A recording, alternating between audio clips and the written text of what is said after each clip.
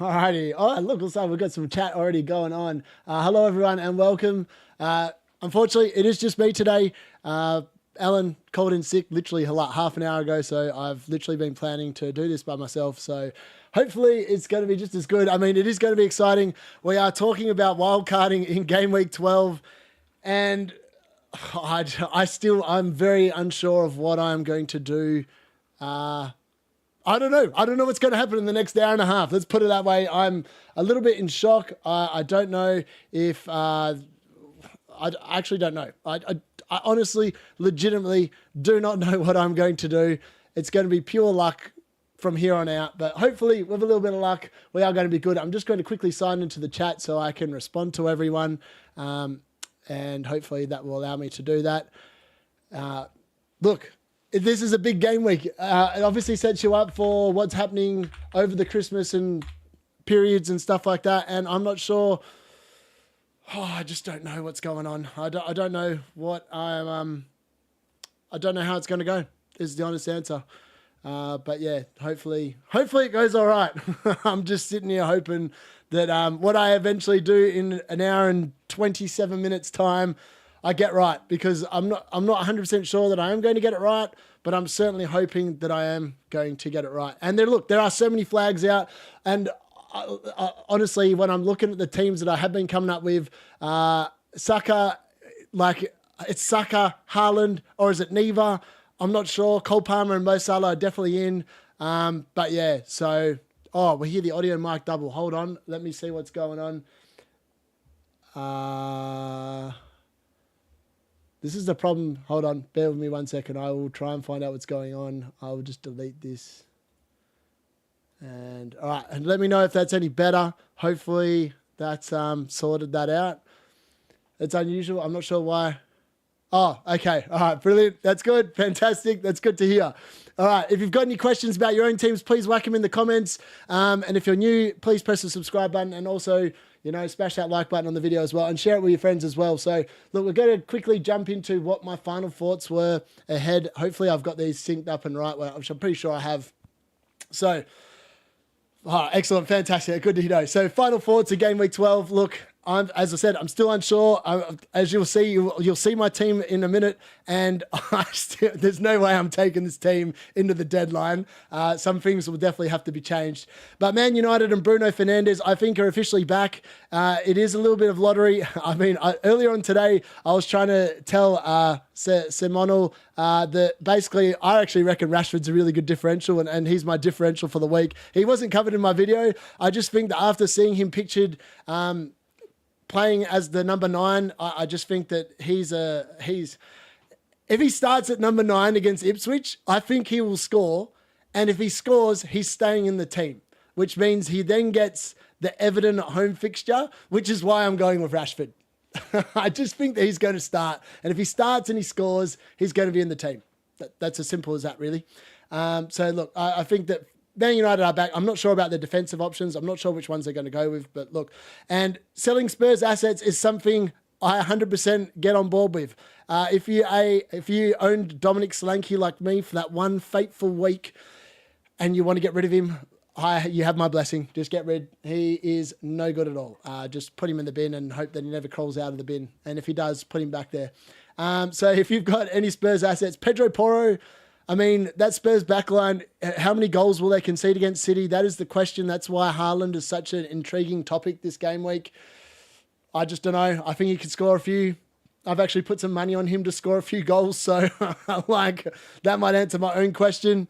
Do you reckon Ahmed might start? Yes. Now, he is in the Haaland draft. Now, if I go with the Haaland draft and I'm still unsure, I've made a few tweaks literally about 10 minutes ago, and I'm going to share them in a minute. I'm not sure which screen's actually going to pop up straight away, but I'm hoping that it'll show up now. But yeah, so look, that's definitely something I'm looking at. And obviously the Haaland question now, he didn't drop in price. He's still at 15.2 million, which is the most infuriating bit about all of this. Because if he dropped to 15.1, I was 100% committed to a Haaland draft. I think when I woke up this morning, I just looked at the stats, and Fantasy Football Hub, which is normally fairly accurate, had him at 111% chance of dropping, and he didn't drop, and yet everyone else that was over 100% dropped. That just seems ridiculous as far as I'm concerned. I'm not sure how that's happened, but it has. And alas, here we are. Well, I'm just having a roll of it. So I'm just going to quickly change this chat so I can actually talk to you guys and add a response in, because it's not letting me do it on my streaming thing. So just bear with us 1 second while I move this.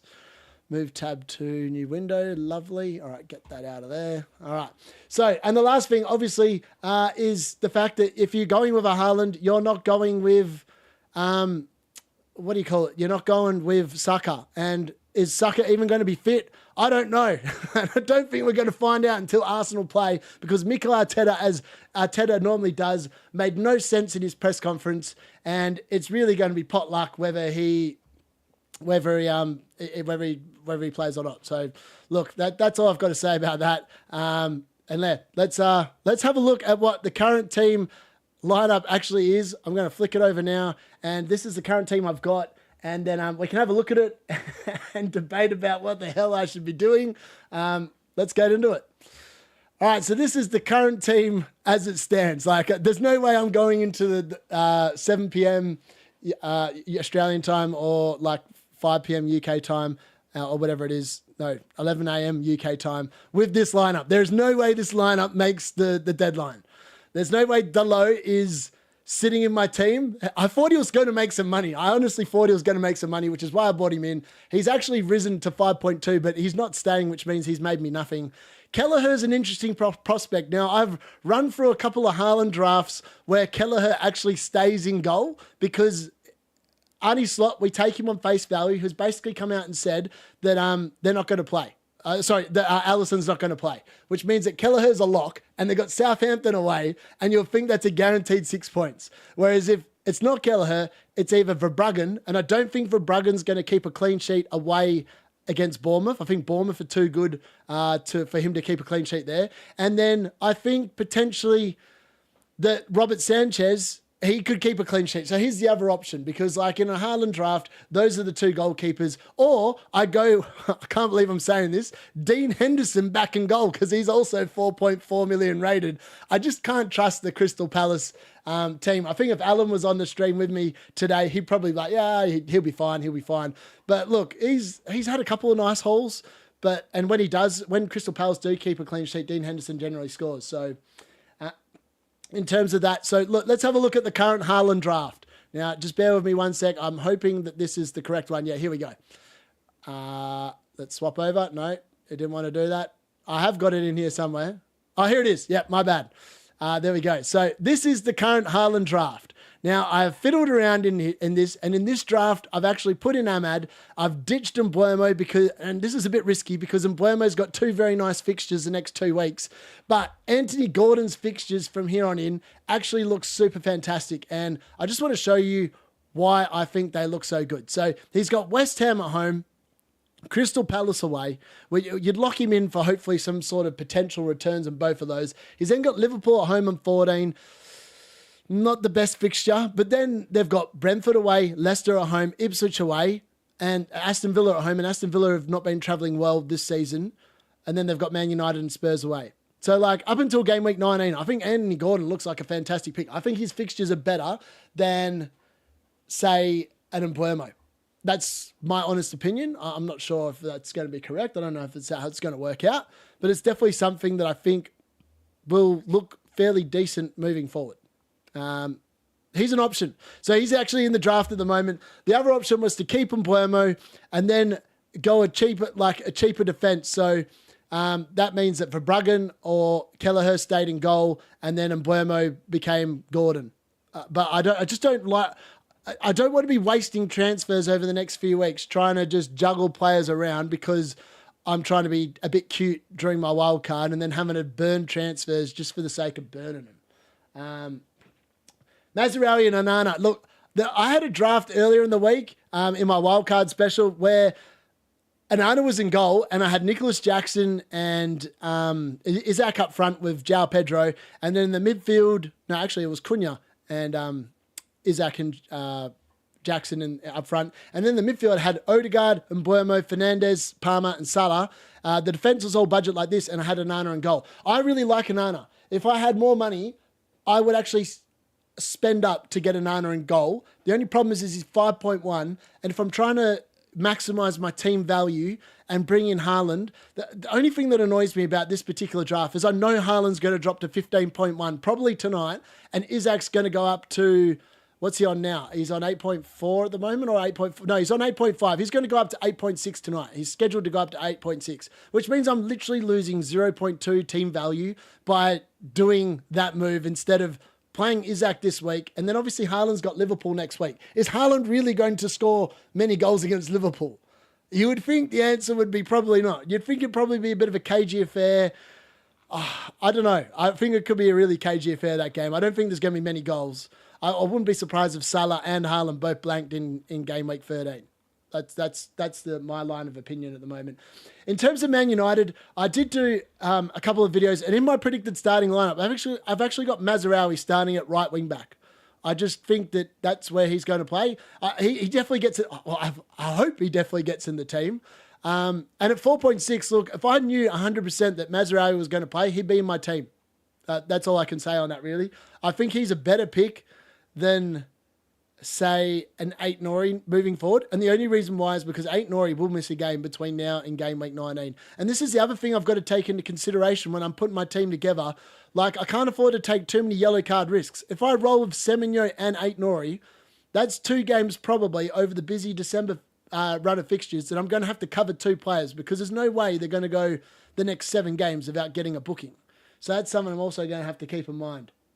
Would you start Lewis Hall? Yes, he's starting in the Haaland draft. He's starting this week. Now, in the other draft that I did, and I'm going to quickly do this so people can actually see what I'm waffling on about, and this is another version of what I was thinking. So in this particular draft, and I'll just whack it together for everyone now, I did spend up bigger, and this all comes down to whether you think the defense is worth it.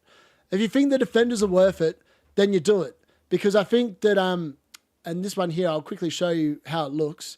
So Gabriel, where is it in there? And then I left the midfield like that. And then, yeah, that was it. I had 0.5 in the bank. I must have made some money on someone there because, oh yeah, Raya cost 0.1 less than when I did this earlier in the week. So you've still got 0.5 here, and then you can sort of, I don't know, work it out. But like, in this draft here, you just literally play double Arsenal, double Liverpool defence every week. And obviously, against Man City, you're not going to play double Liverpool defence. Maybe you play Hall and 8 Nori next week, and then you go back to the double Arsenal, double Liverpool defence. And then you've got 0.5 to like maybe do an Isaac to a Watkins, or Acuna to a Rasmus Højlund, if Rasmus Højlund is the striker that starts. Like, there's lots of different options. Or you could even do João Pedro when he rises in price and put 0.5 when Chris Wood drops back down to 6 mil, which was likely to happen in a few weeks. I'm not sure. As you can see, Wood's gone for my team. Like, Chris Wood is gone. The Woody Woodpecker run, it was amazing while it lasted, but you've got to know when to drop off or hop off. And I think that this is definitely the time to hop off the Chris Wood, the Woody Woodpecker. It's definitely time to say goodbye and see you and probably later in the season when he comes good again. I don't know. But look, that was my original option. That was what I was going to go with right at the beginning. And now I don't know if I like it. Like, I sat there and I did the math. Like, I did the team selection video yesterday. And in my mind, this week, it would be Haaland versus Isaac. And Isaac's home fixture of West Ham is nothing to be sniffed at. West Ham have been really poor defensively, and there's no reason why he can't go big there. And then obviously it's Raya against Verbruggen. And you would think that Raya is more likely to keep a clean sheet at home to Nottingham Forest than Verbruggen is away to Bournemouth. And then obviously you've got Gabriel, Virgil, and Canade against what would be 8 Nori, Hall, and I think I was going Kirkes. Like, I don't think the Haaland draft wins this week. Unless he scores a hat-trick against Tottenham, then it wins. But like, moving on, like looking at the weeks ahead, like the Arsenal run is really good. Like, let's have Nottingham Forest this week. Like, they're going to keep clean sheets. Well, you would think they keep clean sheets. Actually, you never know. They don't normally travel very well away to West Ham, Arsenal. So you never know. Jared Bowen might actually get a goal next week. Then they've got Man United. And by the time Man United roll up in 14, we could be unbeaten in 7 games. And we might roll up to Arsenal and do them. It wouldn't surprise me if it didn't, because Arsenal haven't actually been that good. Plus, Ben White's injured. So they only need an injury to Timber or Calafuri, and they're playing Partey at right back. And we all know that Partey's not a right back. So that's also something to keep in mind. I'm not sure. Like, the more I think about it, the more I think that it's wasting money putting money in defence. Like, how the clean sheets have just been such a premium this year. You're better off, I think, spending money in the forward line. And like, obviously in the Haaland draft, if we go quickly back to the Haaland draft and we have a look at it, where is it? One more. There we go. You're not leaving money on the bench, really, except your defender. So you'd play Robert Sanchez every game, except in, I think it's... You probably don't play him in Spurs away and probably Villa at home. And then you just rotate with Fabianski, and then he's fine until game week 23. It's not a problem you really have to worry about. And if we have a look at Fabianski, if he's still playing... All right, you're not playing him next week because they've got Arsenal at home. But in game week 23, he's also got Aston Villa away. They don't rotate very well, those two goalkeepers. So that's something to keep in mind. I think Verbruggen rotates better with Fabianski than Sanchez. Let me just have a look. I feel like he does. I remember doing the math on this earlier in the week going, oh yeah, that could work. So Verbruggen's run of fixtures is fine until game week 19 and 20. And then in 19 and 20, Fabianski has... Okay, he doesn't work either. It must have been someone else I was looking at. I'm not sure. Maybe it was Dean Henderson. Let me have a look at that. It was definitely someone. I'm not sure who, though. Dean Henderson. Let's have a look at his run. All right, so his run is rubbish, but in 19, it's good against Southampton. 20, it's Chelsea at home. I mean, he's got Ipswich away in 14. It's not somewhere I want to go, but like Dean Henderson actually outscored David Raya in my team. I traded Dean Henderson for David Raya, and Dean Henderson got me more points. And there's no way that anyone in their right minds looking at that fixture run would have thought that that was possible. So, you know, if I did go Dean Henderson, I just sort of roll with it and expect that my goalkeeper is going to get me 1, maybe maximum 2 points a week up until game week 21 when the run gets good. Like, do I just roll with that?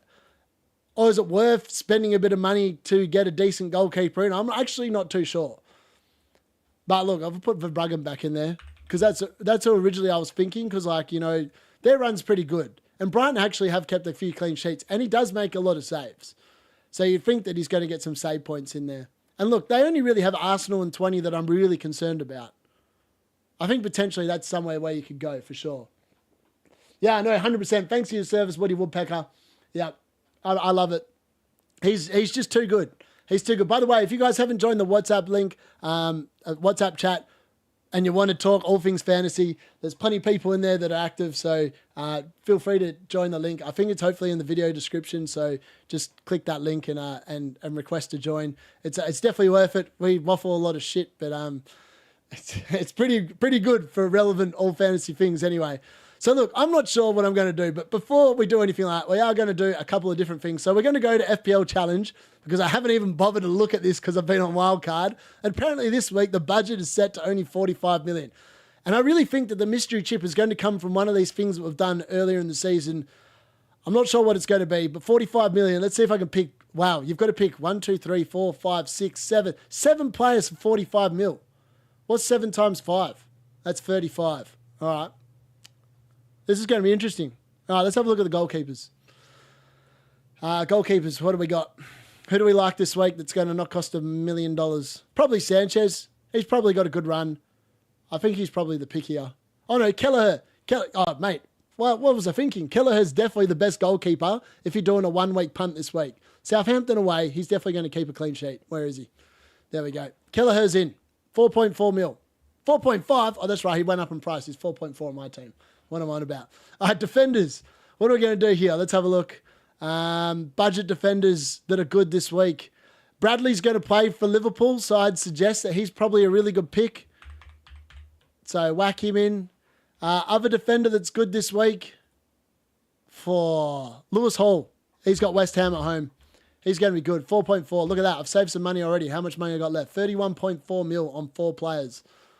All right, do I want 3 forwards? Potentially. Let's have a look at the forwards. All right, this week, who's good? Nicholas Jackson looks good. Wissar has got Everton away. I don't know about that. Ego, apparently the Ego guy that bought in the summer could be a problem for Wissar this week because he's apparently been back in training. He might actually make the squad this week. Yeah, same fave. Let's have a look. Who else is good? Actually, George Hurst is actually. I'm not getting Delap in there. Transfer him out, but he's actually a really good pick now because George Hurst is apparently going to be out for a couple of months for Ipswich, which means that Liam Delap is almost 100% chance of starting every game week. So just keep that in mind moving forward. Vanlinson, I like him. I really want him in my team, but there's just so many other better options that are not him. So he's unlucky. 6 mil there. João Pedro, let's see how much money I've got. I've still got 25.4. All right, let's see if I can just whack in Salah. See how much more I can afford after that. Hold on, go back to midfielders. There we go, whack him in. All right, so you can't change your team? Oh, no, you can change your formation. I was like, what the hell? All right, so we want 2...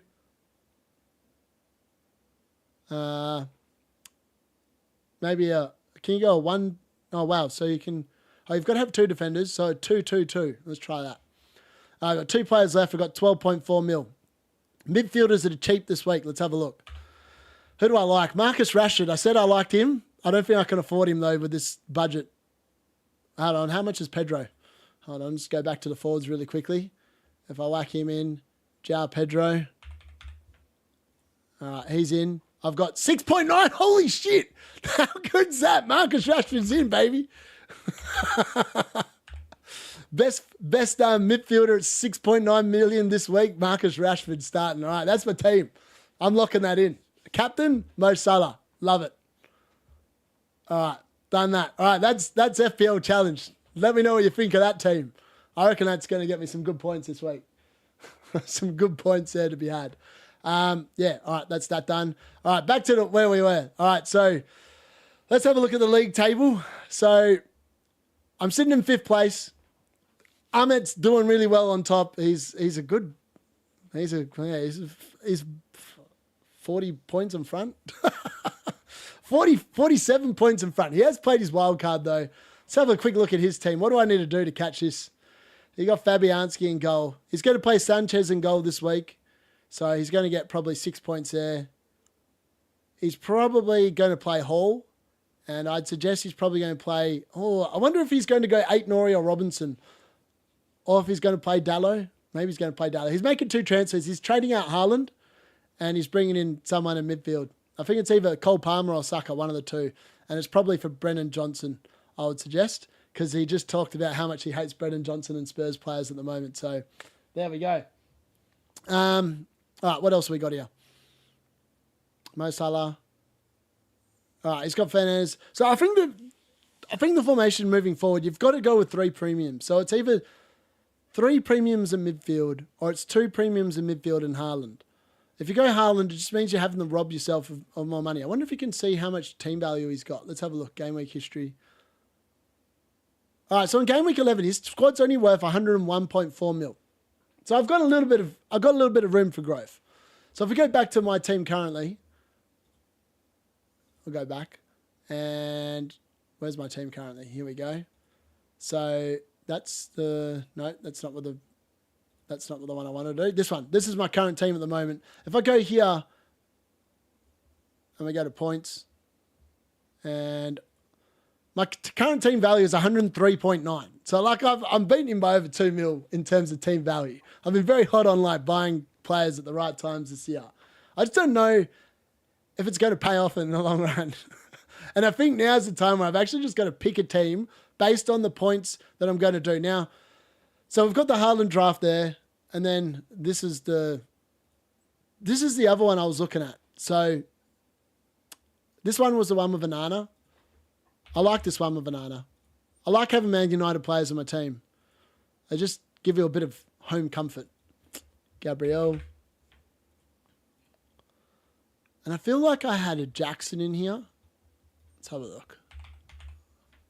I quite like this draft. I think it means I have to go pretty cheap in... Oh, no, I don't have to go that cheap. I feel like I had Saka in here. I had him like Odegaard as well. Maybe I went skimpy in the midfield. And then, let's have a look. This bloke then becomes Saka. And then I've got 8.2 for defence. I've done something wrong here. I had more money than that moving forward. Or maybe I'm just being a bit more greedy now when I'm doing this draft. I'm not sure. It might be that I'm just being a bit more greedy. It's quite possible.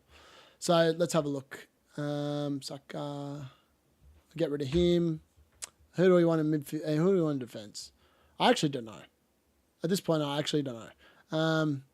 I think it's just got to be the same budget defenders. Like Kirkes looks too good to pass up. And then I've got to really get rid of Anana, don't I? So then I just don't know. Maybe Mazraoui. Maybe I could be a little bit risky and just add a Mazraoui. And then he only got 4.3. He has to be a 4.5. A 4.4. This guy has to go. Maybe everyone keeps waffling on about Van Heck from Brighton. I don't know if he's the best Brighton defender, to be fair. I prefer Veltman. I feel like Veltman's got more attacking threat. I think I'm just kind of concerned that maybe he's not completely nailed on. That's my only concern there. And then this one, this has to be a Verbruggen now. Let's have a look. Verbruggen.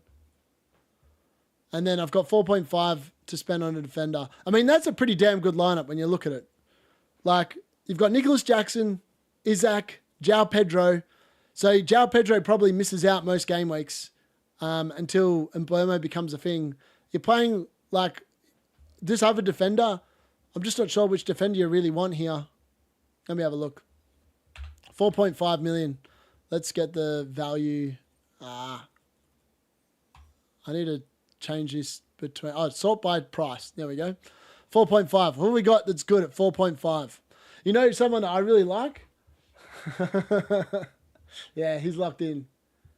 I like it. I don't know. 4.5 million defender. Maybe it's a Colwill. Maybe just go someone like really boring. I mean, that team there looks pretty damn good on paper. Like, let me know what you think. Like, if I don't go Haaland, I can afford to do this draft. Like, surely this draft just gets bulk points. The front 8 players, you're picking 7 of them every week. They are surely going to average you about 50 points a week, those 7 players. Your captain's going to come from either Salah or Palmer or Saka, depending if he's fit. Or even Bruno Fernandes looks really good. And Isaac and Nicholas Jackson have amazing fixtures as well. If Cole Palmer's playing, Nicholas Jackson is going to pop off. He's going to score lots of points. That's the way I look at it.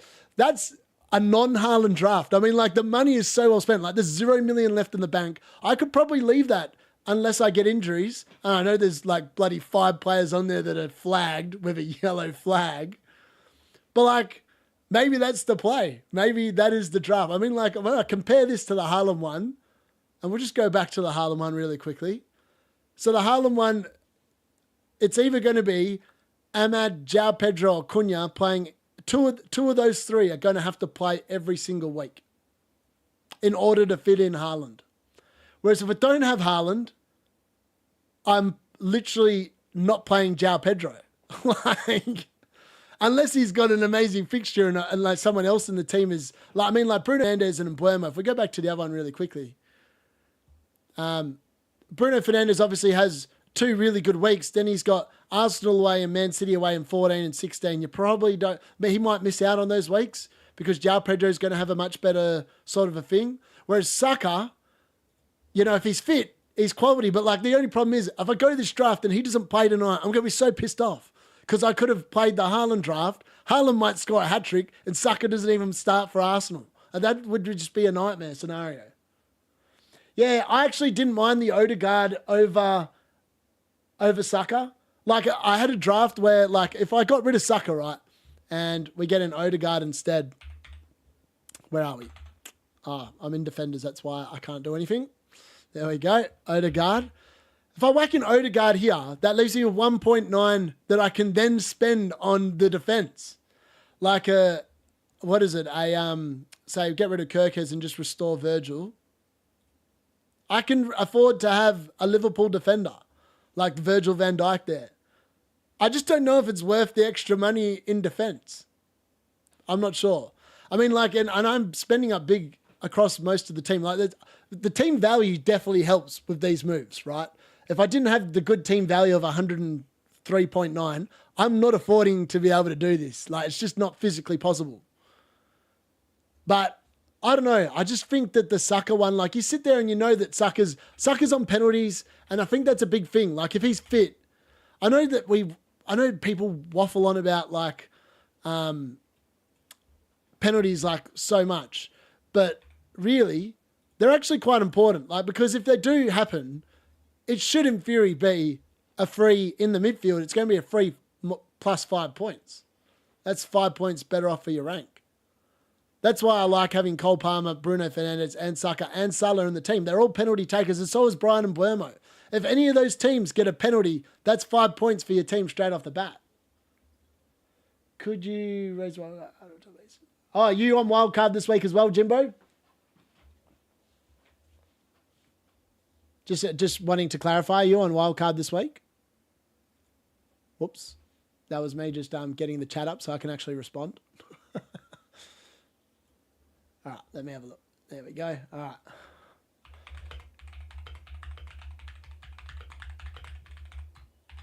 All right, hopefully I can spell. There we go. All right, let's have a look. Raya, Fabianski, Timber. I like Timber. With the fact that Ben White's going to be injured. Oh, yeah, brilliant. Fantastic. So with Timber playing, I think he's going to be a lock. Luca Dean, I don't mind. 4.9 million, and Aston Villa's run of fixtures is looking really good. I don't mind that at all. 8 Nori, yep, brilliant. Hall, Kirkes, yeah, I've got 3 of them. Salah, Palmer, Saka, Semenyo, Rogers, Isaac Jackson, João Pedro. What's your team value like? So you're pretty much foregoing another good midfielder or couple in order to spend that extra money on your defence in Raya and Timber, I'm guessing, would be my guess. I'm assuming you've got about 102 million team value. I mean, I've been super lucky. I've risen so many price rises this year. Like at some point, I feel like this team value is going to come back and really help me out. Like it would make sense that it would help me out. I don't know if it will, but I'm certainly bloody well hoping it does. I think this is, the more I look at this draft and I'm looking at it in my head, I'm like, oh, no, I can't. Let's try and work out how many points I'm going to get. So I reckon for Bruggen this week, maybe gets me 2 points. Might get 3 with a bonus. Might get me 3 with a save point. Then I'm looking, which defenders am I playing this week? I'm playing Hall against West Ham at home. He could probably get a clean sheet. Colwill, he gets a clean sheet probably against Leicester, who have been pretty rubbish. And then it's a toss-up between Aït-Nouri, Van Heck, and Kirkes. I think I'm leaning towards Aït-Nouri if I pick the 3-man defence this week. Then you're playing the 5 midfielders. You're 100% playing Saka and Buemo, Palmer, Salah and Fernandes. And then up front, you're playing Isaac and Jackson. Like they've got such good fixtures this week. And then you hope that Jackson gets a yellow card this week, has his break against Aston Villa, so he's fresh for Southampton. That is the ideal scenario for buying into Jackson. That's what you want. That's the game you want him to miss. I held Konsa, Eze, and Pick. Okay. That's unfortunate. Eze's cost you some money. Konsa's definitely cost you some money. Yep. No, that's fair. I completely understand that. I mean, I was super lucky. I started this season. I'll just quickly go back to show you what I started the season with. And like, if I look back at the season, I don't actually think I've made too many errors. I'm just going to quickly try and find a tab that's not going to ruin this draft so I don't forget what it is. All right. So if we go back here and I go back to my points at the start of the season, I go back to the game week 1. On reflection, I made some dumb moves at the beginning of the season that didn't work out too well for me. I should probably just click. There's an easier way of doing this. So at the start of the season, Dean Henderson in goal probably, I mean, all the goalkeepers have been crap that were 4.5. So in reality, he hasn't been too bad. He got me a few points. Robinson's been a pass. Tick. Alexander-Arnold until like the last 3 games and this week, he was a tick. Pedro Porro was a tick until after the Man United game, which is pretty much when I got rid of him. He obviously got this goal in the opening game week, so he was all right there. Diego Jota was all right. I got rid of him at a good time. Mo Salah was good. Chris Woody Woodpecker, amazing. Isaac was a flop to begin with, but Isaac's now coming into the form that everyone started him with at the start of the season. And Haaland and Salah, starting with both of them, definitely worked out quite well. Jacob Murphy, I got horribly wrong, but thankfully he didn't cost me any money. I sold him before he went down in price. And Kulusevski cost me 0.1 million before I got rid of him. He's actually dropped even further since then, but like they weren't bad picks. And then on the bench, I had Ahmad. I got rid of him before he dropped in price, and I had Barco and Harwood Bellis, and Barco's done nothing for no one, and people still have him in their teams. So I'm not sure what's going on there, but yeah, it is what it is. But yeah, that's why I'm going with could you have a look at my team? I have 5.3 in the bank. Yes, I can have a look. Let me have a look. Where's the leagues here? Whoops. There we go. All right, Bailey, where's your team? 5.3 in the bank. There we go. Brev United. I love the name, man. It's a quality name. All right, 5.3 in the bank. What do we do here, folks? All right, let's have a look. You got Palmer, you got Haaland, you got Raul, Cunha, Rogers, McNeil. Oh, this is such an easy one. You've got, what was it? 5.3 in the bank. Easy transfer here, Bailey. Get rid of Dwight McNeil, bring in Cole Palmer. I'm pretty sure you can afford that. What's the view information? He's 5.7. I'm assuming you will be able to sell him for 5.6. And Cole Palmer costs 10.9. Yes, you should be able to afford it. Yep. Dwight McNeil to Cole Palmer. That's the transfer.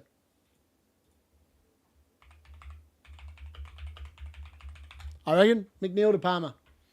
Easy. That was a very easy recommendation. I think Ahmad starts as well. But if you're tossing up between Ahmad and Rogers, I think you start Morgan Rogers this week. He's got Crystal Palace at home. I think Morgan Rogers is going to start, right? He's not going to be sitting on the bench. So, yeah. I think he's definitely the pick over Ahmad this week. Only because of the fact that I'm not 100% certain Ahmad's going to start, but I'm pretty confident he's going to start. Oh, yeah. As easy as picking, as easy as cotton pick for sure. 100%. That was like the easiest recommendation I'd be able to give. 5.3 million in the bank. It's definitely Dwight McNeil to Cole. Oh, sorry, you've already got Cole Palmer. What am I on about? All right, my bad. All right, I've just literally recommended a transfer. Sorry. In your case then, all right, Dwight McNeil. Oh, okay. You can't afford Salah. That's unfortunate. Do you only have one free transfer?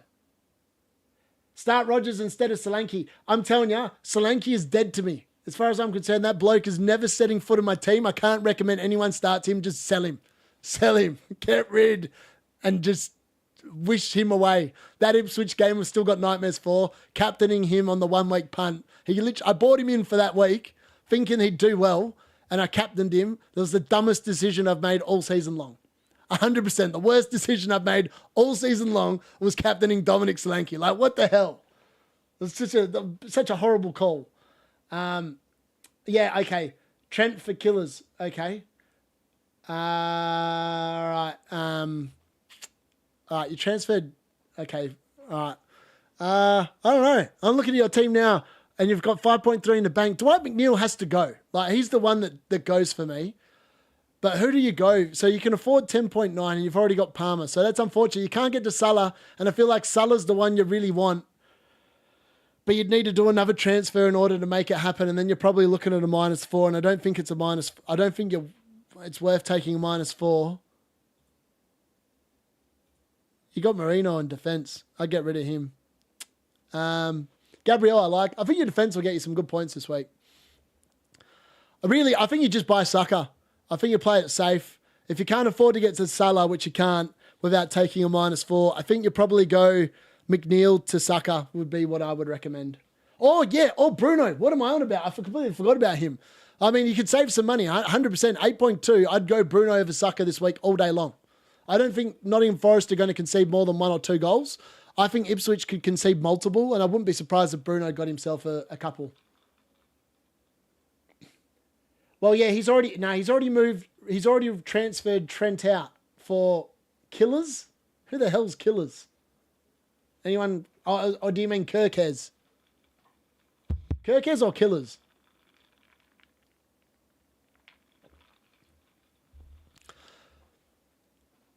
Yeah, I don't know.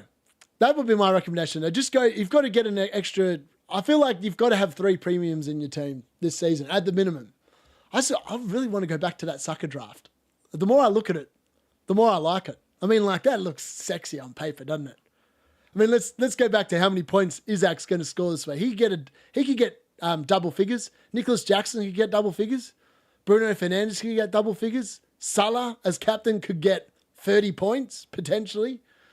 Palmer could get 25. We know his ceiling. His ceiling's massive. And Burmo's got Everton. They concede penalties.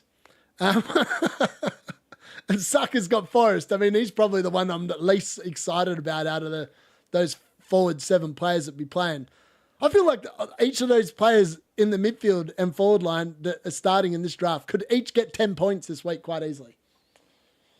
Oh, the Bournemouth player, yeah, Kirkes. Yeah, that's what you mean. Yeah. Okay, so you've gone Trent to Kirkes. That's got you 5.3 billion, I'm guessing, in the bank. So then it has to be Saka, or you have to take a -4. I feel like I'd take a -4. Yeah, Kirkes. All right, you've got Kirkes. All right. So if you've got 5.3 in the bank, and to get to Salah, you need 13 mil as of today. Oh, crap. That's a lot of extra money you need. So Dwight McNeil's gets you to 10.9. You need to make 2.1 million. You could drop, this is going to sound outrageous, but you could drop a Gabriel to a 4 million rated defender, like an O'Shea, and then you could bring in Salah for McNeil and take a -4. That's an option. But then you're relying on Dallo starting for Man United, and you just got to start praying now that he does. Would be my guess. Decisions. I think I'm going to go against Haaland. I think the fact of him costing 0.1 more just makes it non-feasible for me. Where are we? That's the team at the moment. So that's the team with like double Arsenal, double Liverpool defence. It just looks weaker on paper. There's not as many points I like coming from the forward line. Start D-Tuck bench, Thomas sell D. Oh, here we go. He's in. Now, Darren, look at this, mate. I need some help. So these are the drafts. So there's the double Arsenal, double Liverpool defence. Then we have the ultimate, where is it? The Haaland draft. So the Haaland draft with Gordon in instead of Mbeumo, Ahmad in the midfield, and then I've got basically just cheap defenders to rotate through with Verbruggen and Fabianski. Or do you go the ultimate draft? I think this is the one I'm leaning towards. I spend up every cent I've got and I get in this team, which has Saka, Mbeumo, Palmer, Salah, Fernandes, Jackson, Isaac, João Pedro. I mean, that forward 8, find me a team that has a better forward 8 in the game at the moment. Tell me someone that can afford this draft at the moment. Surely this is the draft to take me straight into like the top 10,000 teams. I mean, 169,000. I've been a bit sloppy the last couple of weeks. But I feel like this is the draft, boys. I think I'm going to settle on this one. I'm pretty confident. I'm pressing the make transfers button right now. Yeah, so yeah, that's the thing. That's why I think I don't want to go to Liverpool defence. I mean, Liverpool have been so good defensively. Their numbers this season have been through the roof. They are the best defensive team in the league. Will that continue? You'd think there'd be some regression to the norm. I feel like if Liverpool lose like 1 or 2 games, the slot bubble could be slotted and they might be bursting at the seams. And then you never know. Man United might rise from 13th place and win the league. You never know. Us fans are very delusional at the moment. Yeah, no Haaland piss. I agree. The only disappointing thing is like after the Ipswich game against Tottenham, I feel like what's going to happen, I go against Haaland this week, and I can tell you what's going to happen. I'm going to be sitting here on my phone watching. No, I won't be. I'll actually be watching the game. Wait, hold on. When is the game today? Let's have a look at the fixtures. What time are the games at today? So Haaland plays Spurs at 1:30 a.m. I'm going to be sitting here at 1:30 a.m. drunk after the awards night, and I'm going to be sitting there just watching him score a hat-trick going, I should have picked Haaland. I should have picked him. That's what's going to happen. I can feel it already. But if all these players play, they are going to deliver probably more points than what a Haaland draft's going to deliver. That's the thing. Yeah, I agree. Yeah, I don't know. What moves are you making this week, D-Tuck?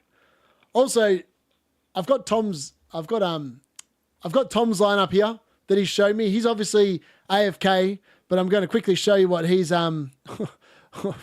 what he's waffling on at. So let's have a look at Tom's team that he sent me, and I've got a photo of it here somewhere. bear with me 1 second. He has got screenshots. I screenshot it because he sent it to me and he thought he'd leave it. So Tom's gone with this. I think this is correct. This is the right one. Tuesday. Yeah, Thursday. He sent it to me to this. So he's gone with Fabianski and Henderson in goal. So he's really skimping out on the goalkeepers. He's then gone Canardi, Mazarawi, Aitnori, Lewis, and Faze in defence. So his defence isn't the best. He's then gone Ahmad, Saka, Rogers, Bruno Fernandes, and Mo Salah in midfield. And he is keeping Haaland, João Pedro, and Cunha up front. I don't mind it, but Tom's been AFK, so we can't even ask him what he's actually going with late here in the stream. But we'll just have to wait and see. But this is what I'm leaning towards. I think this is the one. The only thing I want to know is Saka going to be fit? If he's not fit, then this draft looks all of a sudden a boatload weaker. But if he's fit, it looks amazing. I mean, the points here could be brilliant. Yeah, I agree. That last lineup, I know. Is that the one you're looking at the moment? The one with Jackson and Isaac up front? I just think this lineup looks so good. I mean, the defenders, Colwell's been pictured at training all this week. So is Kirkus. So I'm not worried about the defenders. The yellow flags, I think, all going to pop off. Other than Saka's. The only question mark I've got on the 5 flags in this team is Saka for Arsenal. But we're not going to know about that before the deadline. So it's like one of them ones where I'm just going to have to roll with it regardless. So there's not too much I can do about that. I'm just going to have to hope for the best. But I think this is it. I think I'm leaning towards this. The more I look at it, the more I go, the fixtures are good. I mean, like Nicholas Jackson, as I said, the best scenario is that he scores a brace or something like that against Leicester, gets booked, and then he misses the Villa game. Because then he's going to be fresh for Southampton, which is the midweek game. So remember, the games that are in game week 14 are midweek games. So there's not going to be much relaxation, recovery time there. They're going to be literally jumping from one game to the next. Who would I bench? Yeah, bloody good question. So hopefully it's made easier one week with Nicholas Jackson just missing a week. So then he'd be the one that gets benched. But Brian Mbeumo, I really like him for the next 2 fixtures. Everton away, Leicester at home. Then I think you sell him. Game week 14, which is that midweek fixture. I know, like, people sit there and I've listened to other people tell me that Brentford's run of games from an attacking perspective is okay. That is not okay. That's as good as Nottingham Forest, and I sold Chris Wood for the exact same thing. He's made me 0.3 million. See you later, Woody Woodpecker. I think it's going to be see you later, Brian Mbeumo, who I can't even say your name correctly. And because realistically, are you going to score against Villa away? Brentford don't travel away well from home. We've seen that all season. They haven't won a game away from home. They lost to Man United away from home. And under Eric Ten Hag, might I add. So they don't travel well. So he's not going to do well against Villa away. He's not going to do well against Chelsea away. He's not going to do well against Brighton away. And then he's got Arsenal at home, Newcastle at home, and Nottingham Forest at home. How many goals is he actually going to score there? Then he's got the Southampton away game in game week 20. Well, he might actually be back down to 7.5 mil by then because everyone's going to jump off. Then he's got Man City at home, Liverpool at home. He's not going to do much there. And then he's got Spurs at home in 24. I mean, the run from there is just horrible. Correct me if I'm wrong, but I just can't see it myself. I just think you got no chances. No chances at all. But yeah, look, he's the one that goes. But everyone else, their fixture run's amazing. Like the Arsenal fixture run we've just covered, fantastic. Like, it's pretty good the rest of the season, to be fair. They've already played a bunch of teams that you don't want them playing. Cole Palmer is, again, ridiculously good. I mean, he's only got Spurs away that you would be concerned about between now and game week 23. That's just unbelievably good. Then you've got Mo Salah.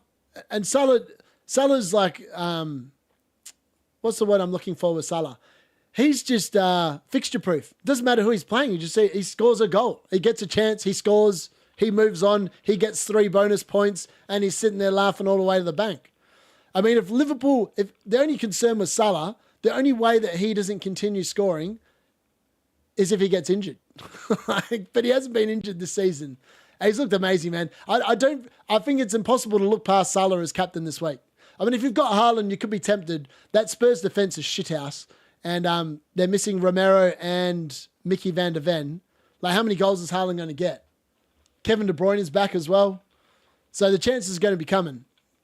And, like, he's fresh off scoring a hat-trick in midweek. And Mbeumo or Rodgers, you bench Rodgers this week. Easy decision. Rodgers is a minute's risk, but Mbeumo is going to play 90 minutes. Most likely. And I think if you're playing more minutes, you're more chances to go. But low team value. I have the same team with Odegaard instead of Saka. Yeah, I agree. If you've got lower team value, I would not be worrying about locking in Martin Odegaard. There's every chance that Martin Odegaard starts and Saka doesn't. Or actually, correct that. Martin Odegaard is 100% going to start, and then we don't know about Saka. Like, we're hoping he starts. I'm hoping he starts. I actually did a lineup where I had, instead of Mbeumo, I had Odegaard. But in order to do that, I'd have to drop. I just don't think it's feasible with this lineup, is the honest answer. I really wanted to get Sanchez in goal. I feel like Sanchez is a better pick than Verbruggen. But maybe he's not. I mean, he makes a lot of mistakes. He could actually end up losing his spot depending on whether Jorgensen can actually learn how to displace him. But yeah, definitely Mbeumo over Rodgers. I think he's on penalties as well. Rodgers isn't on penalties. Rodgers has also looked a bit tired. He did get a bit of a good rest during the international break, though, so that's something to take into consideration. Moving forward. Also, the vodka and the flavoured water hitting the spot here while I'm doing this, keep me hydrated, dehydrate me at the same time. I'm just trying to build myself into this decision. I'm still not sure, though, you know. The Haaland draft does look sexy. Like fitting the man in. I don't know. I just feel like Cunha, the Wolves run eventually ends, and I'm concerned that he's going to burn me over the next... I'd love to keep Cunha, because like the run coming up is pretty sexy. Like they've got so many good fixtures. Game week 14 to 17 just looks delicious on paper. Like how many points is he going to score between Everton, West Ham, Ipswich and Leicester? I mean, it drops off significantly. Like from game week 18 onwards, everyone's going to be selling their Wolves assets. So they've got the shittest run from game week 18 to 26. But then they're back, baby. Game week 27 onwards, they look good. I just don't know. Like I've had him for 2 weeks and he's got me 18 points. No, is it 3 weeks? Either way, he's made me some points. It'd be hard to sell. I feel like he could return against Fulham and I'd be unhappy. Oh no, how good's the cup, man? Bit of Star Wars action. I think we got this when Rogue One. Did I watch this review? It was a few years ago Rogue One came out, I reckon. Yeah, home game. I mean, like, I don't know, man. Everton's defense has been pretty bad. They've been pretty bad. I just like, and Mbeumo's on penalties 100%. So if they get a penalty against Everton, he's going to score. Unless Pickford pulls out Pickford things and saves it. I just think there's more chance of him scoring than there is of Rodgers doing much. I don't know. Somewhere I read that like some people are believing that Aston Villa might actually lose to Crystal Palace. I can't see it myself. Eze's not playing. So I don't know who's going to get the goals. Mateta's going to score goals by himself. I'm not sure. Yeah, I really don't know. Are Palmer and Salah essential? I think so. I think Salah's more essential than Haaland, which is what I'm leaning towards at the moment. I mean, the dude scores and it gets bonus points. His underlying data is a lot worse, though, than Haaland. If you compare the two of them, like Salah's on 0.79 expected goal involvement or 0.6 expected goals per 90 and 0.19 assists. Whereas if you look at Haaland, he's on 1 expected goal per 90 minutes. Like he's expected to score every game. And at 1.04 per expected 90 for goal involvement in general. I mean, there's not much in it, but like the difference that you've got to look at it is if Salah plays, he's got the extra chance of getting a clean sheet, which is worth 1 point. It sounds pathetic, but like it's that tight in the top like million teams that 1 point actually makes a big difference. Like when I had someone come off my bench and gave me 1 point, it raised my rank by like 20,000 teams. Like that's how big 1 point is. You can't sniff at it. But he can obviously get the bonus point for like the clean sheet. And then obviously if he scores a goal and Haaland scores 1 goal, Salah's going to beat him by 1 point because he's a midfielder, gets an extra point for the goal. And then Haaland's obviously got the fact that, it's a bit harder to get the bonus points with the way Man City are playing. Whereas Salah, for whatever reason, just seems to, because he's literally does nothing all game, comes in, has a shot, scores a goal. Obviously, all the bonus point metrics are geared towards that kind of behavior this season. And Mo Salah walks off with another 3 points. So it's like, if you're trying to work out, I still think the best draft is probably with both of them. Maybe Cole Palmer's like the fox that everyone's been baited into because he's now like, Cole Palmer's owned by 53.6% of the comp. I think he is the most owned player outside of Haaland who's now dropped to 63.5. And Mo Salah's not far behind. So if you don't have one of those three players, you're either playing the game horribly wrong or you're just an idiot. But you've definitely got at least one of them. You might have 2 of them, or you might have 3 of them. I mean, this draft here has 3 of them. I just think it's not money well spent.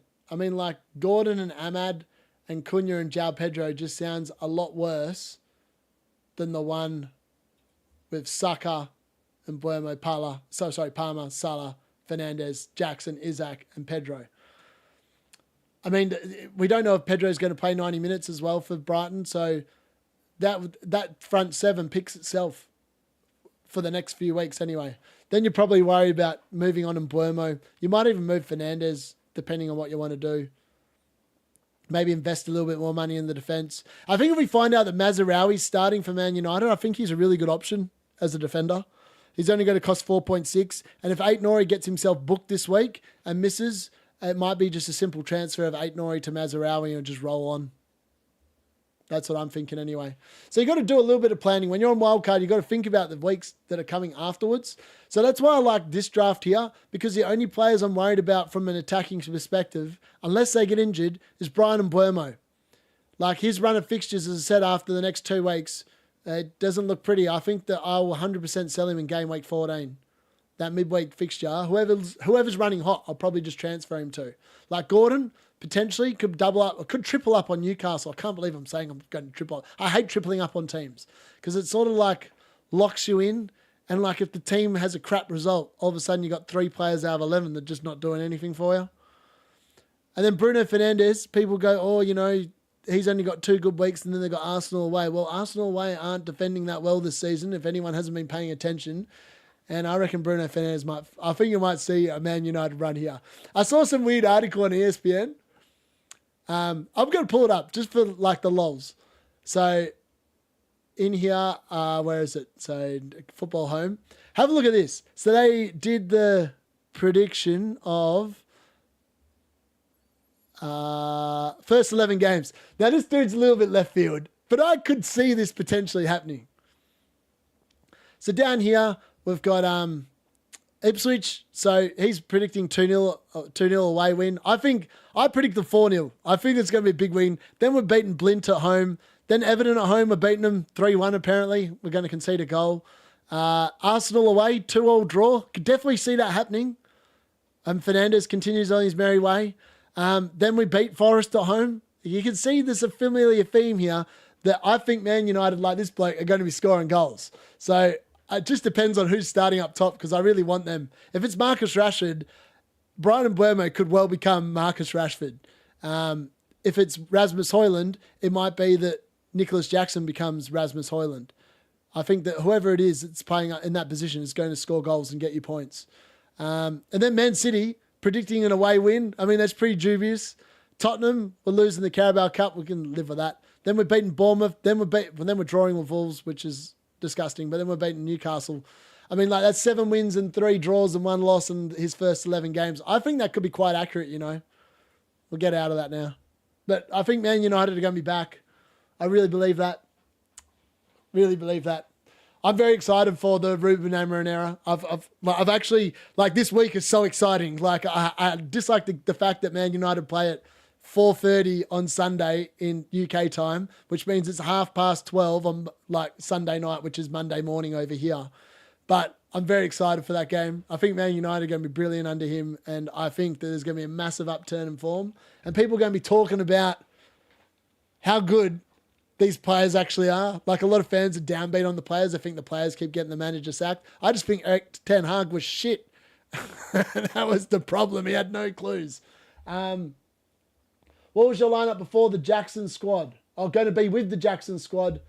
Pedro benched because of 5 minutes. Yeah, 100%. Pedro's 100% on the bench in that lineup.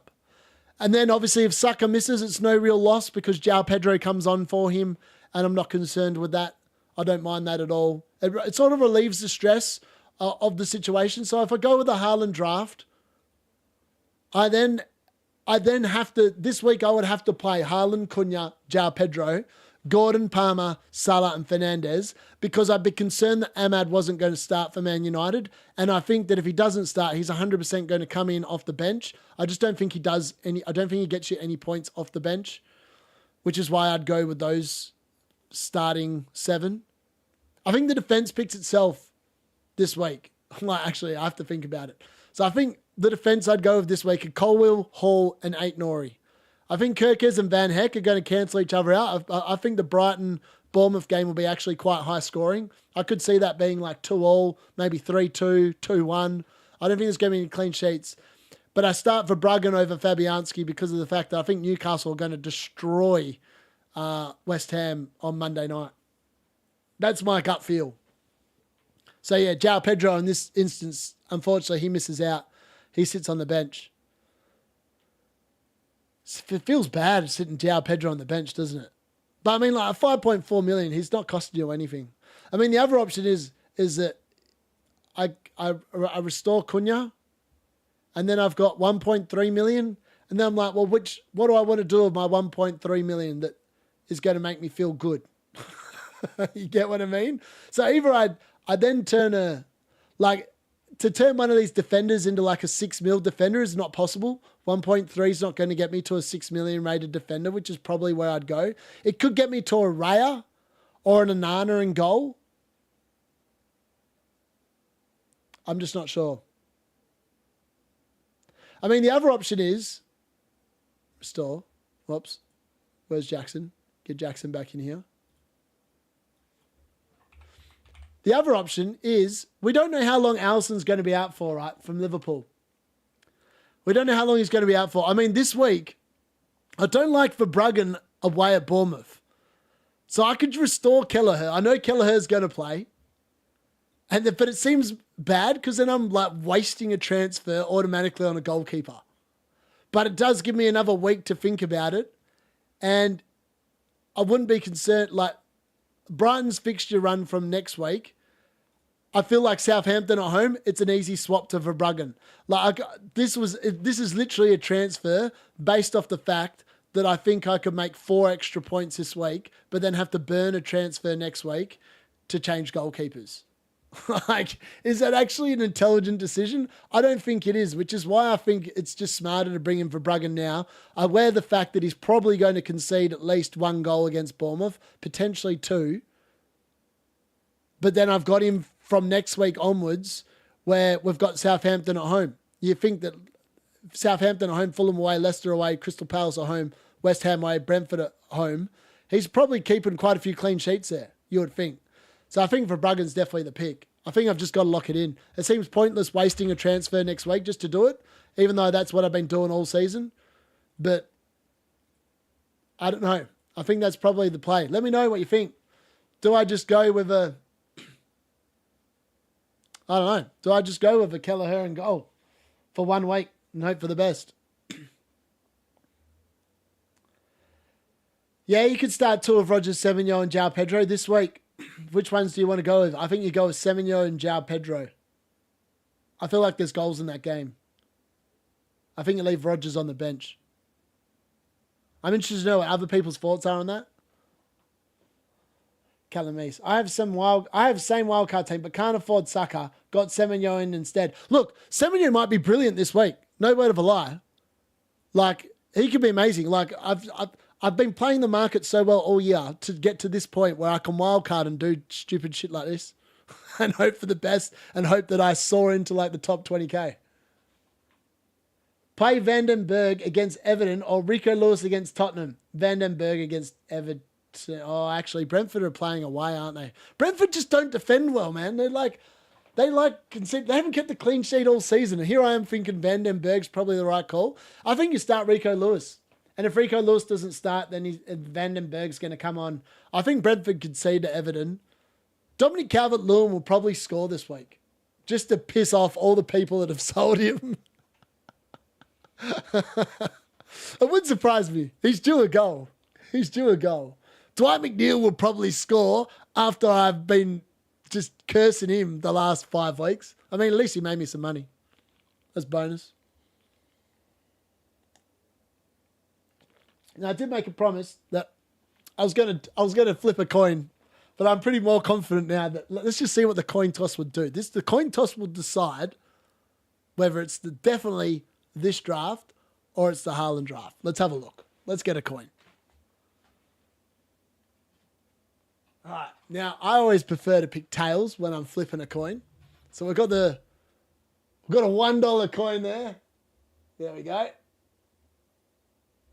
So heads says that I should go with the Haaland draft.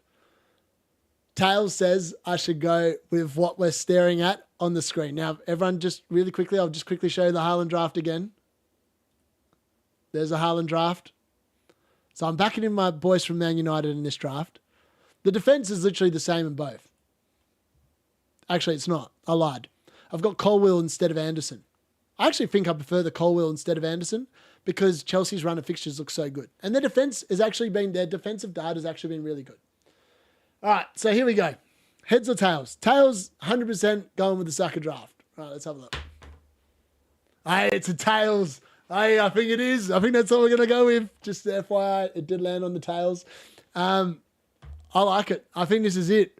I only concocted this draft on the live stream because I had not had this formulation of players until now.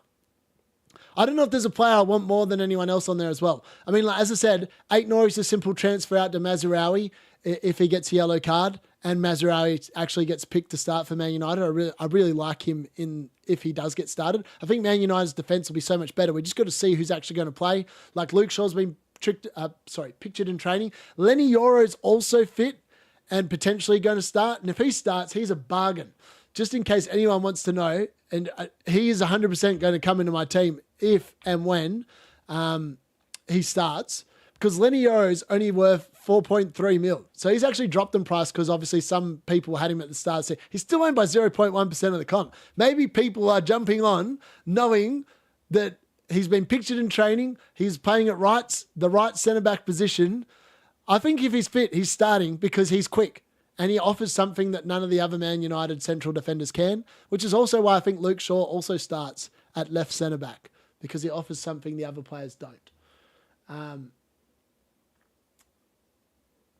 Callum Messi. I don't think I've seen you on the chat before, but hello. I just realised that you're also on wildcard. Yeah, Semenyo, no problem at all. I think that lineup. Semenyo could outscore Saka this week, no problem at all.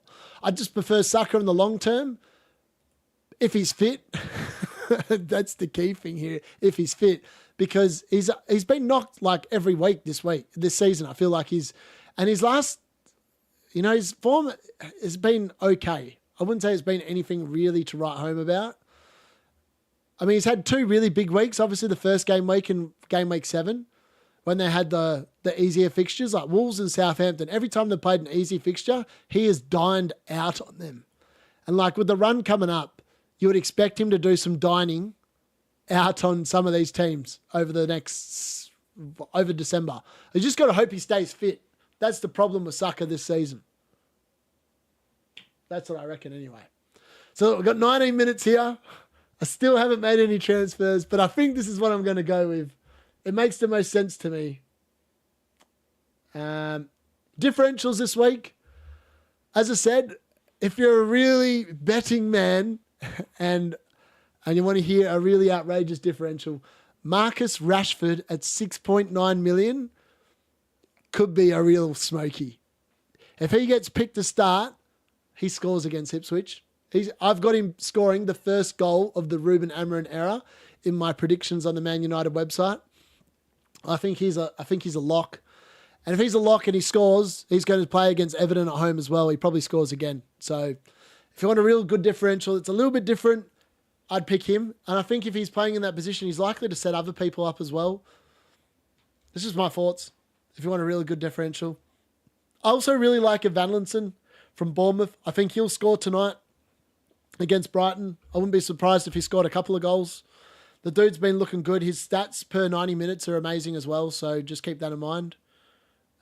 He's actually a lot better than people think. Is what I would say to that. What else we got? I don't know. Kirkes. It's weird. It's really weird. Like, you could go a 4 million rated defender and save some money. But I just like the fact that over December, you've got so many fixtures. Like, I want players that are going to be able to play if I get injuries, that I don't have to burn a transfer. Whereas I feel like if I go with a 4 million rated defender, I never want them in the team. Which is why I think that it's better to do this. Tom's in the building. He's finally arrived. Tom, what's your team, man? This is my wildcard team. I think I'm going against Haaland. I think the fact he didn't drop the 15.1 overnight means that I think the better value is actually to go without him. I mean, even in this lineup, it's not too difficult to bring him back because obviously I've got Isaac, and then it's a pretty simple swap out, like a Palmer to an Ahmad, and then all of a sudden I can afford to bring in the Haaland pretty simply. It's not much of a problem, and it's only going to cost 2 transfers, and I can do it in 2 weeks. I mean, the only reason why I really wanted to get Haaland back in is because it is such a big transfer, and if you're on wildcard, it's good to really change your team. And look, I have changed my team quite significantly using this draft here. I'll quickly show you what my team was prior to this game week. So if we look at the end of last week, this was my team. So I've changed it significantly. So I obviously had Raya and Turner in goals, so they're both gone. Alexander-Arnold's gone. Robinson's gone. Justin and Faze are both gone. McNeil's gone. Rogers is gone. Solanke is gone. Wood is gone. And so is Cunha. So I've changed a boatload of my team around. So if you're going to play your wild card, you got to burn what you've done and go with whatever conviction you've got. So I think this is what it's going to be. It's leaving me with 0 million in the bank, but I'm really maximizing my team value and just making the most of it. And I think that's probably the right call. I feel like all these players are going to pop off, and they probably are going to this is probably going to outscore a Haaland draft, potentially in the near future, if not immediately. Like, unless Haaland gets a hat-trick this week, it's outscoring a Haaland draft. Like, if we have a quick look at the Haaland draft again, I just don't know. Like, Gordon could pop off here and massively outscore Mbeumo, and that combined with Haaland, Cunha, and João Pedro might be amazing. But, like, there's no reason to believe that might not actually happen. I don't know.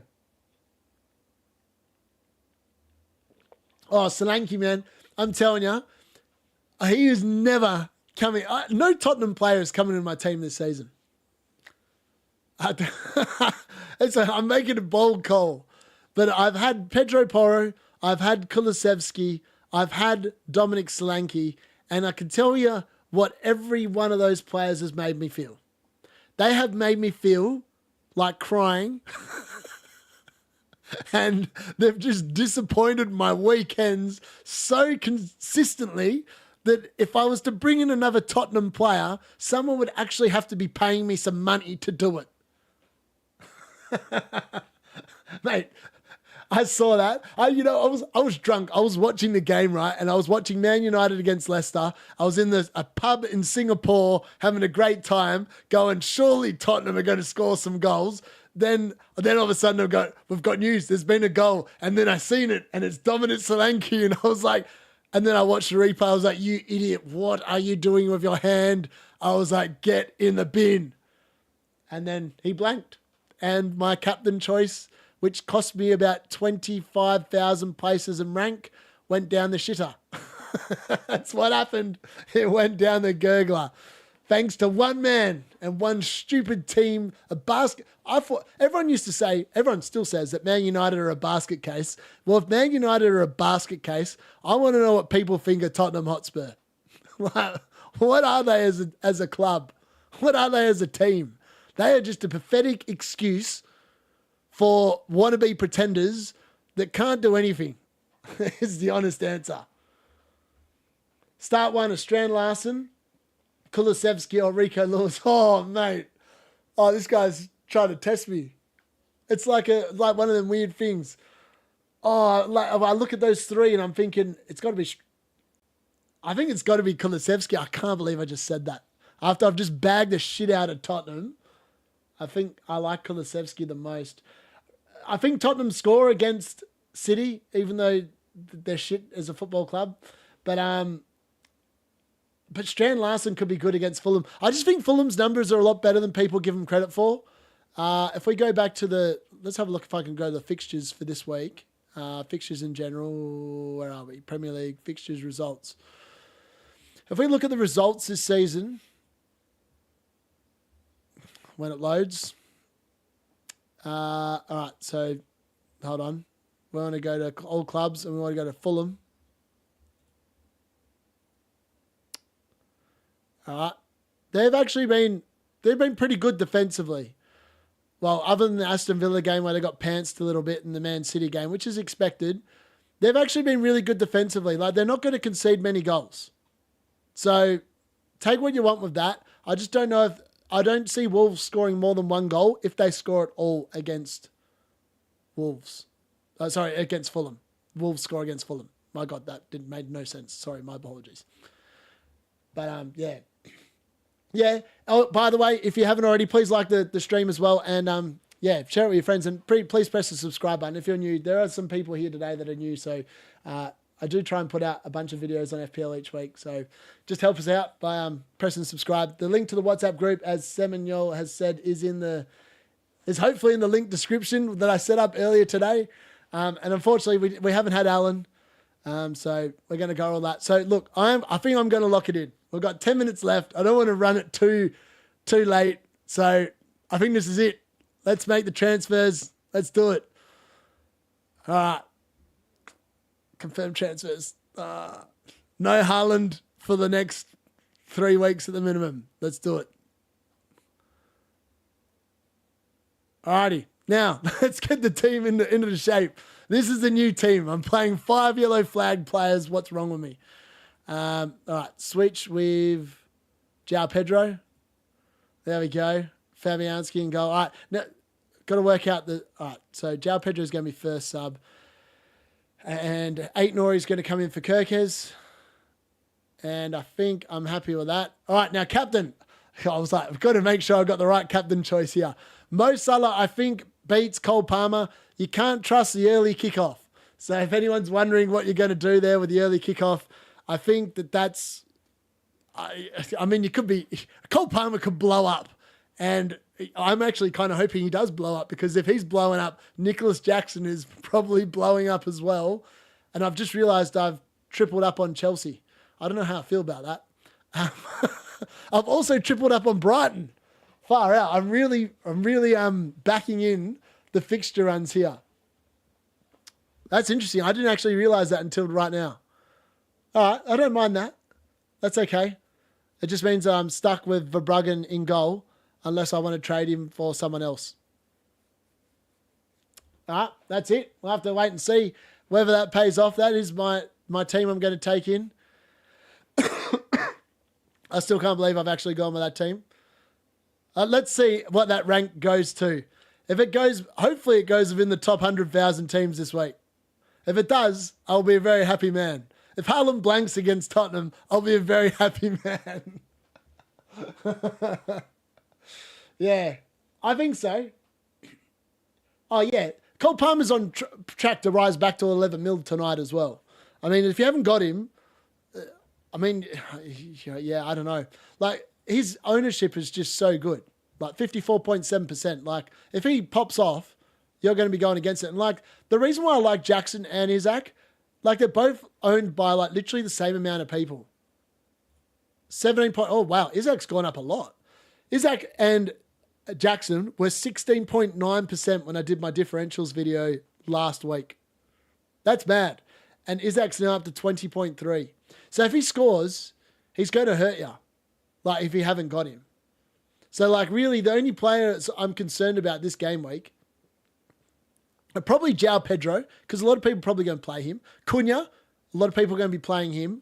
I've now got rid of him. And then obviously Haaland. Like they're the only ones I'm really worried about this week. They're going to hurt me. And obviously the defenders. But I just feel like spending your money in the midfield and the forward line is better value than spending it in defence. Because like all it takes, like all these people doubling up on double Arsenal, double Liverpool defence.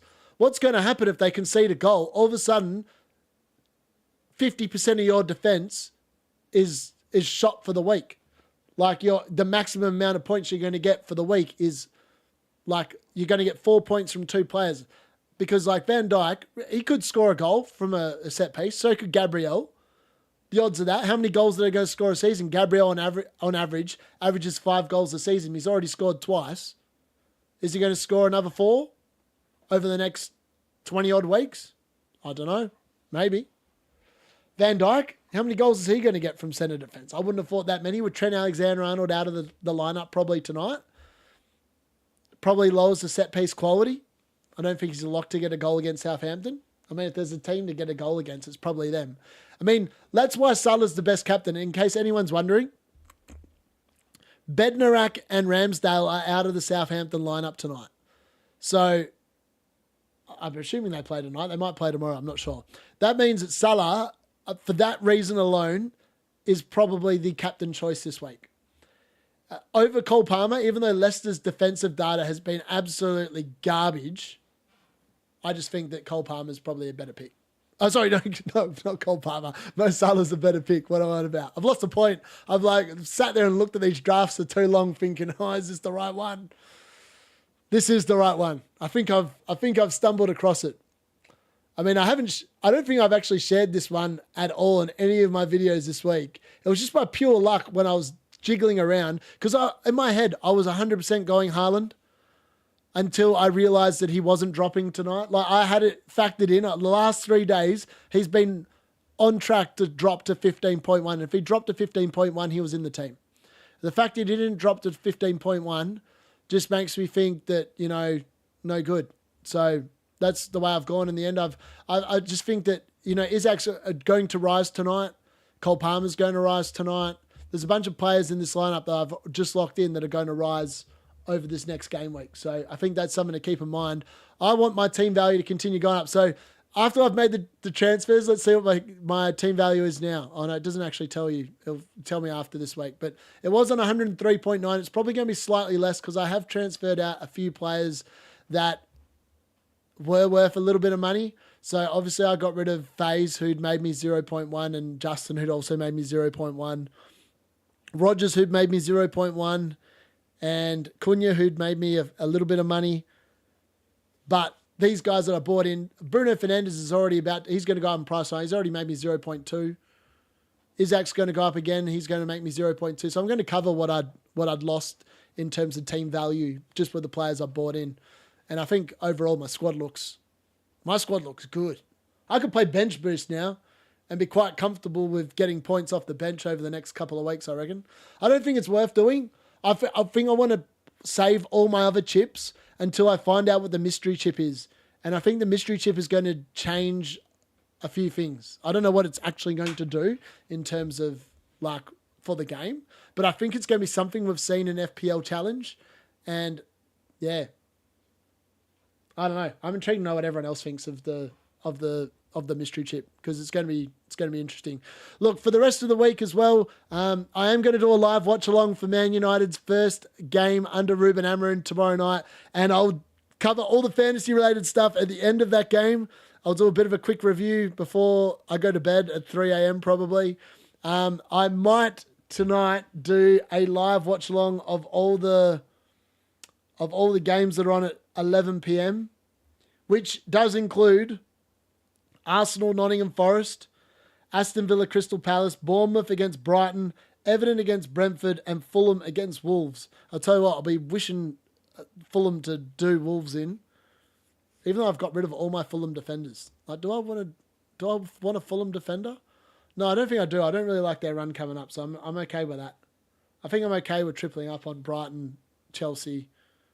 I think that's okay. I could even triple up on Newcastle. I just like tripling up is just fraught with danger, especially if you're playing them all on the field. But we'll see how it goes. See if it pays off. But yeah, I might do a live watch along, and then I might continue it into the Man City Spurs game, even though I've got no Man City and Spurs players. I'm not sure. We'll see how we go. I mean, I really enjoy watching games where I've got players playing. And then tomorrow night it is... Let's have a look. Tomorrow night's good. We've got Southampton against Liverpool. And then we've got Bruno Fernandes taking on Ipswich. And then Newcastle play West Ham on the Monday night. I like it. All right. I think that's all I got. It's annoying that I've got all my Bournemouth and Brighton players on the bench. I feel like maybe I should start one of them just to make the stream a little bit more interesting later on. But, I mean, there's still plenty going on. But I suppose the Chelsea game's going to be brilliant. I'm going to miss the Chelsea game, but I'm telling you, I could be sitting here on like... I could be sitting here on like over 20 points by the time the opening game of the weekend finishes with a little bit of luck. As long as Chelsea keep a clean sheet and score a few goals, I could be laughing all the way to the bank early on in this game week. I could see my rank rise really quickly. Oh, it could be falling back to the pack really quickly as well. At this point last year, I made such horrible decisions on my first wildcard last year. I played it in game week 19 last year, and I was inside the top. I feel like last year I was inside the top 20,000 teams. I ended up finishing like 105,000 overall. And all my issues started from that first wild card. So hopefully this year I've got it right. I feel like I have. I feel like it's a hard forward line to beat. And I think that with the team value I've got and the fact that I've been able to change it to that now without having to burn like -4s to do it, will hopefully set me up on a path into the top. Hopefully I'm back inside the top 100,000 by the end of this week. That's the plan. So we'll have to wait and see. But yeah, hopefully you've locked your teams in. If you haven't, you need to be pressing the button because we've got about 1 minute left according to my watch. It's 6:59. The game is about to lock itself out. That's my team. So we'll just have to wait and see how it goes. But yeah, I like it. It's a good lineup. How many points is it going to get me? Realistically, I feel the top 7, as I said, I'm expecting 70 points this week with a good captain choice. Hopefully Mo Salah pops off. 70 points. I don't really care what the defense do. If I get 1 or 2 clean sheets in there, I'll be very happy.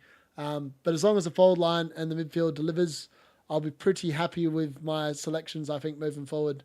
And I think there's going to be some team value to be made here, which might mean that bringing back Haaland in a little bit later on will be good. I think the deadline has now officially passed. We'll just have a quick look. I'm pretty sure that you can't do nothing now, hopefully. The game hasn't locked yet. You can still pick your team on my phone, I reckons. Okay, this must be a little bit delayed. It's 7 o'clock on my watch. It's 7 o'clock on the computer. Maybe they are running a little bit behind. Maybe they're trying to drop Haaland's price for people. 100% he's dropping tonight. Watch him drop tonight. You could say it there. Still waiting on the lockout. Or maybe... Let's have a look. Maybe it's... I don't know why it's not saying it's not available. Still saying it's available. That's interesting. They're running a little bit behind today, I'd suggest. My God, I hope I've made the right choice. I hope I've made the right choice. That's what it was earlier in the week, by the way. So I did change it significantly from what I was originally planning. That was the original draft that I was going to go with. I was going to go double up Arsenal defence, double Liverpool defence.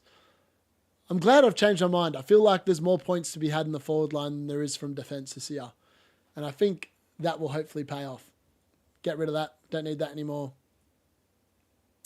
Yeah, All right. Well, it's 7:01 now, so if the game hasn't locked itself out now, it's never going to do so. And that's it. Oh, yeah, it's locked out now. The game is updating and will be available soon. All right, good luck, everyone, in Game Week 12. I will join you later on in the weekend for a live watch-along, definitely tomorrow night. I might do one tonight, just depends on how I'm feeling and how excited I am after the Chelsea game. I'll be watching that one very keenly, tripling up